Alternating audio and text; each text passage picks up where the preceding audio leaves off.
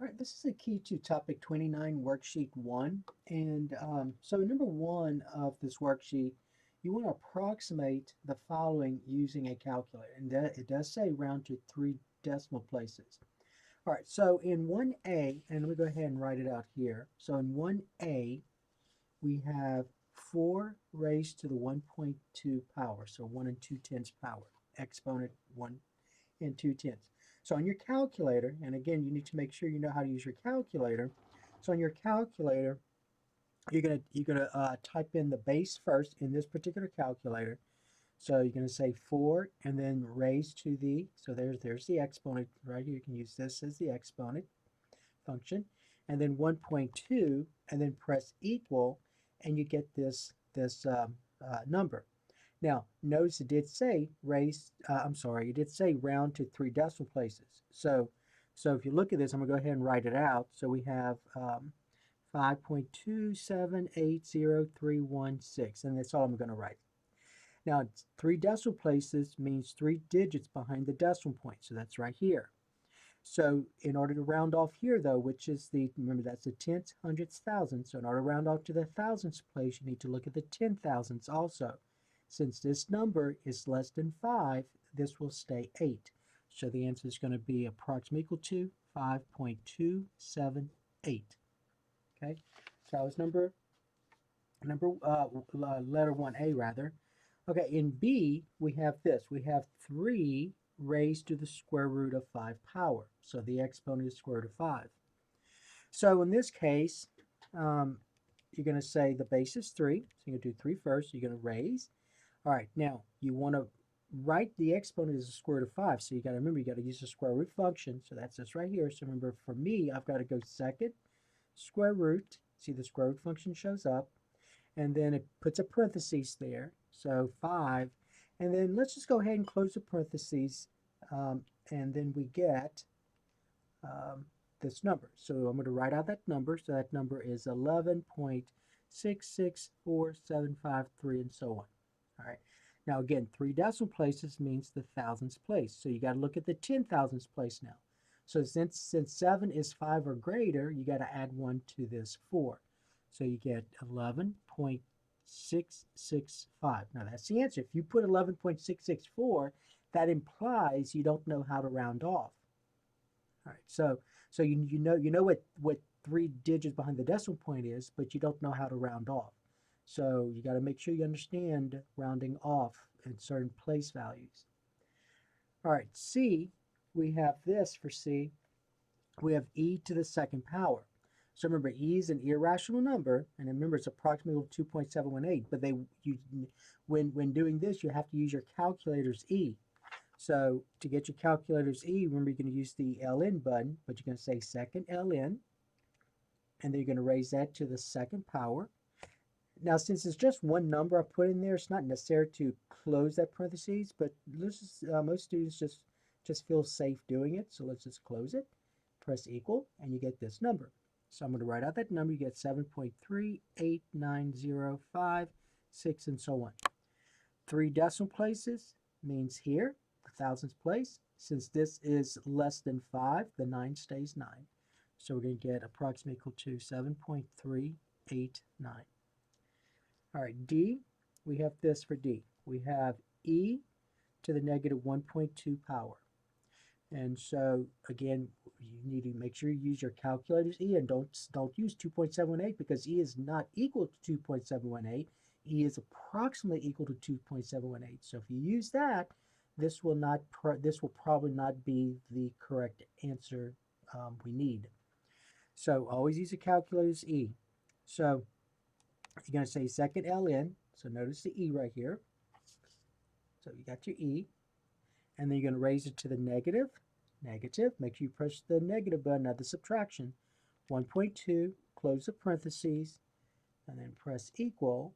And you get this. So we're going to get 0.30114942 and so on. So here's 3 decimal places. 3 digits behind the decimal point. Since the digit in the 10,000ths place is less than 5, this will stay 1. So we get 0.301. All right, so that was number 1. Now, number two, what they want you to do here is to graph this exponential function. So they want you to graph this. So this number two, you have f of x is equal to 3 to the x minus 2. All right, so remember in the lessons when graphing exponential functions, remember this is an exponential function, and we know from our lessons that the domain of an exponential function is all real numbers. So that's one of the things they wanted you to find was the domain. So the domain is all real numbers. So in interval notation, you're going to say negative infinity to infinity. Now B, they want you to find the range. All right, so to think about the range in your mind, this is what you're going to think of in your mind. So you know that in your mind that this number here is your horizontal asymptote. So the horizontal asymptote is this number right here, this constant. All right, so in C, where they ask you to find the horizontal asymptote, now be careful when writing the horizontal asymptote, you have to write as an equation. So you must say y equal negative 2. So y equal, just don't put negative 2. You got to say y equal negative 2. And then in your mind you have this. Okay? So you have your horizontal asymptote at y equal negative 2. There's no reflection. All right, there's no reflection, so you know your graph's going to be above the horizontal asymptote. And so since the base is greater than 1, you know it's going to increase. So do something like this. Now I didn't do a very good job graphing this because it does not go through the origin like it shows here. I just in my mind I know it increases and it's above the horizontal asymptote. And so now the range is going to be from, remember you must start at the horizontal asymptote when going, since the graph is above, you must use the horizontal asymptote. Even if the graph is below, you still have to use the horizontal asymptote. So the horizontal asymptote was negative 2. Since the graph gets closer and closer and closer to it without touching it, that means that when I indicate the range, I'm going to use parentheses. So parentheses negative 2 to infinity. All right. And then for D, you want to find the Y-intercept. Well, remember, to find the Y-intercept, you let x equal 0. So if I go back to my function, and I'm going to go ahead and replace f of x with y, I get y equal 3 to the 0 power, because x is 0. X is 0, so 3 to the 0 power minus 2. 3 to the 0 power is 1. 1 minus 2 is a negative 1. So my y-intercept is negative 1. Now, if you want to write it as an ordered pair, you need to make sure you say x is 0. So 0, negative 1, and not negative 1, 0. 0, negative 1. All right? So now, the next thing they want you to do is to graph the function. So you're going to use this. And remember, we did this in our mind. All right, so you got to do a better graph here. So we know the horizontal asymptote is y equal negative 2. So that's this. Okay. Now notice the directions. The direction says plot at least 3 points. Not 2, not 1, not 0, 3 or more. And then you draw your horizontal asymptote. So here's your horizontal asymptote. All right. And so we know that one of our points is the y-intercept. So the y-intercept's negative 1. So I know one of them right now. I just need 2 more points. All right, so I'm going to use the t-table to do that. Use the t-table.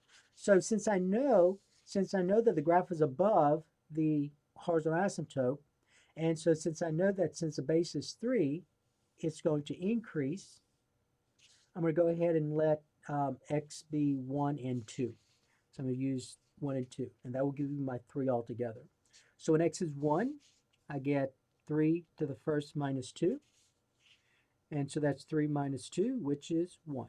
So I'll plot the point 1, 1. So that's this right here. So there's another point. So there's 2 now. When x is 2, I get 3 squared minus 2. So that's 9 minus 2, which is 7. So I get the point 2, 7. So 2, 7 is right here. So there's the other one. And so remember, when graphing this, the graph gets closer and closer and closer to the horizontal asymptote, but doesn't cross it. If you indicate that it touches it, you don't get full credit. So be careful. Be careful how you draw this. Don't do this quickly. Don't do this lazily. Remember, the graph gets closer and closer and closer without touching that horizontal asymptote. So the horizontal asymptote is -2. That means that at some point my y value gets closer and closer to -2, -1.9999999, and so on. All right, it will never be -2. It will never be -3, -4. The graph is above all these y coordinates, get closer and closer to -2. And on this side, it rises very rapidly. And so you get something that looks like this. All right, now I didn't do a very good job here, but get something that looks like that. All right, so that's the graph of this function. So let me go ahead and real quickly and indicate these answers here. So remember, this was 5.278. This was 11.665. Those were easy to deal with. And then 0.301. Remember the domain, all exponential functions, the domain is all real numbers, negative infinity to infinity. The range depends on the horizontal asymptote and whether it's above or below. So in this case, it will be -2 to infinity. The horizontal asymptote is always easy to find. It's always this number right here. And remember, you must use the equation. So since it's horizontal asymptote, the horizontal line, that's y equals. So y equals -2, and the y-intercept we found to be -1. Okay? All right, so that is the key to topic 29, worksheet 1.